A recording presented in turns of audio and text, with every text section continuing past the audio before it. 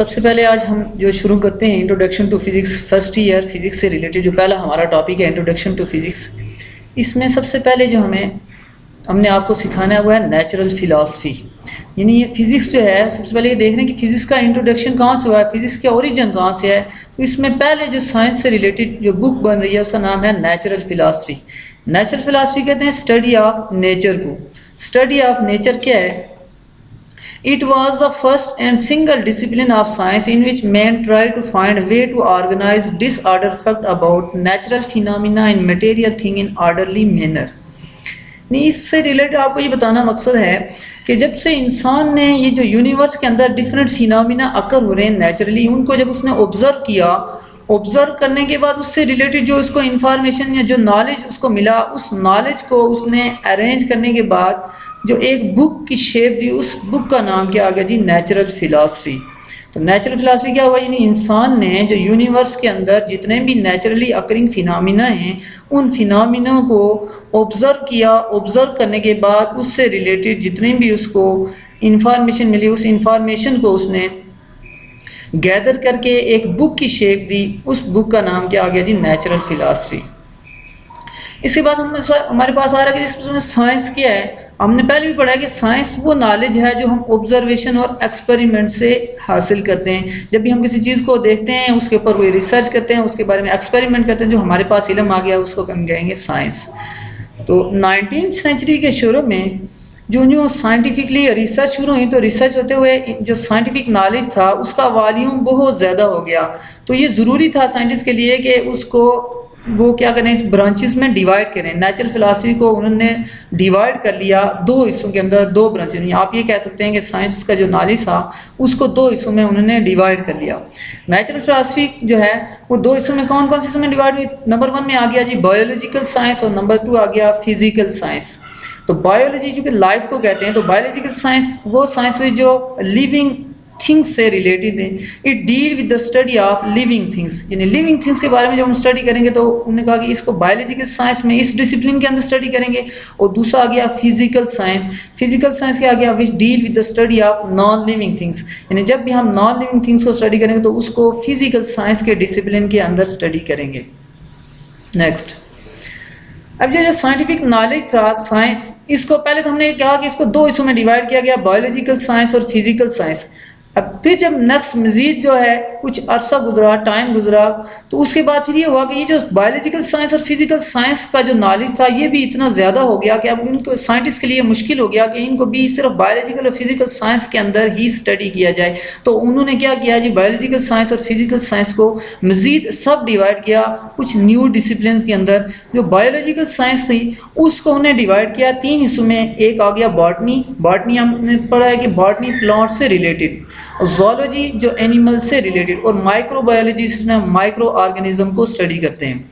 और दूसरी तरफ जो फिजिकल साइंस थी उसको उन्हें 5 डिसिप्लिन के अंदर डिवाइड किया। नंबर 1 में आ गया फिजिक्स, नंबर 2 आ गया chemistry, number 3 astronomy, number 4 geology और नंबर 5 मेट्रोलॉजी। और इसमें अब हम देखें, अब फिजिक्स जो है ये किसका आ गया? फिजिकल साइंस का एक डिसिप्लिन आ गया। तो फिजिक्स की जैसे हम डेफिनेशन कर देंगे, फिजिक्स साइंस की वो ब्रांच है जिसमें हम मैटर, एनर्जी और इनका आपस में जो म्यूचुअल रिलेशनशिप है उसको स्टडी करते हैं। ये फिजिक्स आ गया।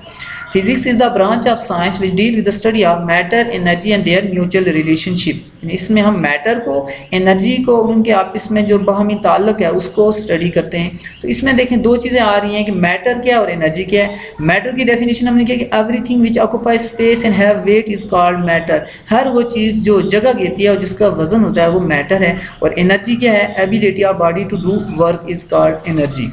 नेक्स्ट, अब ये फिजिक्स क्या है?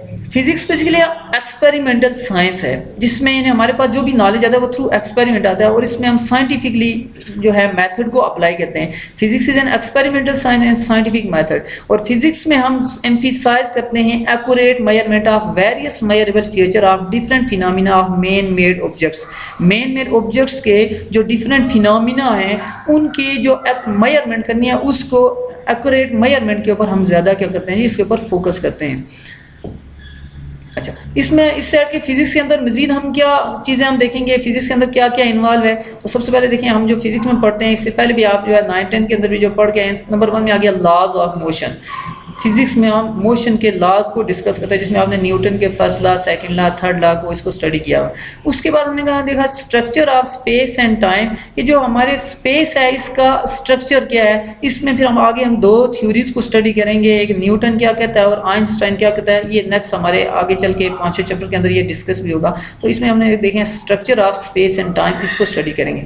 तीसरे हमने इसमें फिजिक्स के अंदर ये देखना है कि जो मुख्तलिफ कौन सी डिफरेंट फोर्सेज हैं जो मुख्तलिफ ऑब्जेक्ट को, मटेरियल ऑब्जेक्ट को होल्ड करवा के रखती हैं। इसमें आप डिफरेंट फोर्सेज को आप देखते हैं, जैसे आप कहते हैं कि जो चार्जेस के दरमियान में फोर्सेज, इलेक्ट्रिक फोर्सेज आ रही हैं। इस तरह जो हमारे पास जो मटेरियल ऑब्जेक्ट्स हैं, इसके अंदर भी डिफरेंट पार्टिकल के दरमियान में कोई फोर्सेज एग्जिस्ट कर रही हैं। तो ये हम डिफरेंट फोर्सेज को स्टडी करेंगे कि किस तरह मुख्तलिफ ऑब्जेक्ट्स को के अंदर जो है वो पाई जाती हैं और डिफरेंट जो मटेरियल के अंदर जो डिफरेंट पार्टिकल है उनको होल्ड करवा के रखती हैं। और नंबर 4 में हम इसमें क्या देखेंगे, इंटरेक्शन बिटवीन डिफरेंट पार्टिकल। जो पार्टिकल हैं, जो किसी भी मटेरियल ऑब्जेक्ट के अंदर जो डिफरेंट पार्टिकल हैं, इनका आपस में इंटरेक्शन कैसे होगा। और लास्ट में जो है नंबर 5 में हम यहाँ पे क्या देखेंगे, interaction of electromagnetic radiation with matter, कि इलेक्ट्रोमैग्नेटिक रेडिएशन जब मैटर के साथ इंटरेक्ट करती हैं तो उसका क्या आगे इससे क्या इम्पैक्ट पड़ता है, ये हमने फिजिक्स के अंदर जो है स्टडी करना है। अब जो इसके बाद आ रहा है कि जो main frontier of fundamental science, ये शॉर्ट क्वेश्चन भी बनता है, but write down the different main frontier of fundamental science. Fundamental science बुनियादी साइंस की जो 3 फ्रंटियर, 3 हुदूद हैं। तो इस वक्त जो प्रेजेंट टाइम में फंडामेंटल साइंस की 3 मेन फ्रंटियर आ रही हैं। नंबर 1 यानी फंडामेंटल साइंस में हम world of extremely large particle, यानी बहुत ही बड़े पार्टिकल को स्टडी करें। जैसे हमने होल यूनिवर्स को एज अ होल स्टडी करते हैं, ये आ गया वर्ल्ड ऑफ एक्सट्रीमली लार्ज। दूसरा में हमने क्या गया, वर्ल्ड ऑफ एक्सट्रीमली स्मॉल, जिसमें हम बहुत ही स्मॉलेस्ट पार्टिकल को जो हमें नजर ही नहीं आती। नहीं, अब देखें नेकेड आई से हमने कभी इलेक्ट्रॉन, प्रोटॉन, न्यूट्रॉन्स, इनको हमने देखा नहीं है, लेकिन उनको भी हम स्टडी करते हैं। जब हम साइंस में जाते हैं उनको स्टडी करते हैं। तो तीसरा जो आ गया world of middle size things या वर्ल्ड ऑफ कॉम्प्लेक्स मैटर, इसमें क्या गया, molecule at one extreme to earth at the other. इसमें जो हमारे पास फ्रंटियर ऑफ फंडामेंटल साइंस आ रही है, इसकी 3 ये फ्रंटियर, ये आपका एक शॉर्ट क्वेश्चन भी बन सकता है। नेक्स्ट,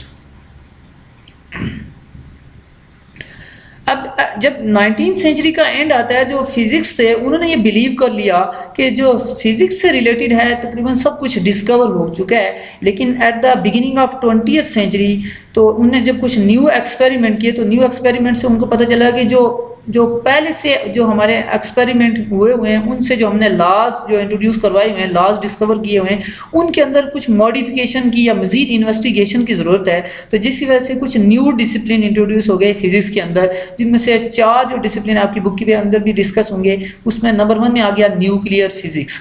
न्यूक्लियर फिजिक्स नाम से जो एटम के न्यूक्लियस से रिलेटेड है, which deal with the study of atomic nuclei.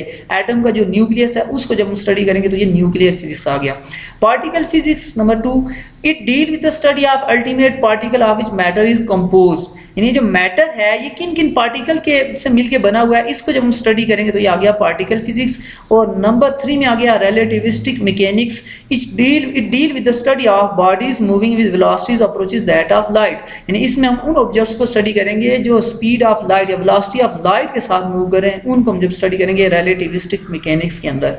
और नंबर 4 में आ गया solid state physics, it deal with the study of structure and properties of solid, कि जब हम सॉलिड का स्ट्रक्चर क्या और सॉलिड की प्रॉपर्टीज को स्टडी करेंगे तो ये हमारे पास आ गया सॉलिड स्टेट फिजिक्स। तो ये जो मॉडर्न फिजिक्स है, मॉडर्न फिजिक्स इन्हें 19th सेंचुरी के बाद 20th सेंचुरी के शुरू में जो न्यू रिसर्च हुई है उसके नतीजे में जो न्यू डिसिप्लिन इंट्रोड्यूस हुए हैं उनमें ये आ गए 4। कौन कौन से जी, nuclear physics, particle physics, relativistic mechanics और सॉलिड स्टेट फिजिक्स।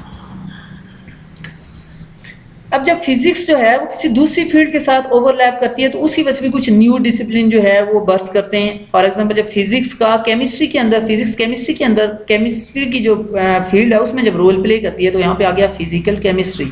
जब फिजिक्स ने बायोलॉजी की फील्ड में रोल प्ले किया तो ये बायोफिजिक्स, फिजिक्स और बायोलॉजी का आपस में ओवरलैपिंग हो गई। एस्ट्रोफिजिक्स जो है, एस्ट्रोनॉमी कहते हैं फल्कियात का इल्म, तो इसमें जब फिजिक्स इन्वॉल्व होती है, एस्ट्रोनॉमी में जब रिसर्च होती है उसमें जो फिजिक्स का जो रूल्स या अप्लाई होते हैं जो उसमें जब हम इसको स्टडी करते हैं तो ये आ गया एस्ट्रोफिजिक्स। इससे साथ आ गया हेल्थ फिजिक्स और जियोफिजिक्स। जियोफिजिक्स नंबर 5 में जब हम अर्थ को स्टडी करते हैं, अर्थ के रिलेटेड डिफरेंट फिनोमिना, सिज्मोग्राफी, ओशिनोग्राफी,